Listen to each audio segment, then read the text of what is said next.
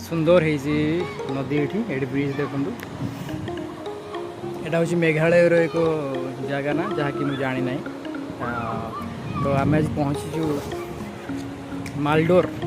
जगह आसाम अवस्थित तो मो साइड गोटे थी से विजिट पे आसली कि देखो केते बड़ जाम लगी गाड़ी पूरा आम सका 6 आसलु ये आसिक 6 घंटा 7 घंटा हो गला जाम छाड़ू 12टा बजलानी पर्यंत तो से चलिकी जावाई पसंद कलु देखुचु केते पर्यंत जाम अच्छी यदि आगू को छाड़ी थो जाम देन आम बस रे बसीजु ना आमर देखू जब सेपट जाम सेपट ऑटो मिलला देन ऑटो आम पलैया चेष्टा कर सका कि भी खिया जाए पेट्रे कि भी ना भोकर चलीचु आम से बस रो भाई देखिए नदीर मत बहुत भल लगुच मेघालय और आसाम मत सब भल लगे यहाँ कि जार प्राकृतिक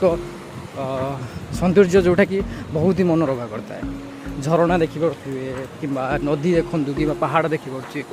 से बहुत मनोरम करता है से टूरिस्ट मानक बेसी आकर्षित करता है दुईटा राज्य तो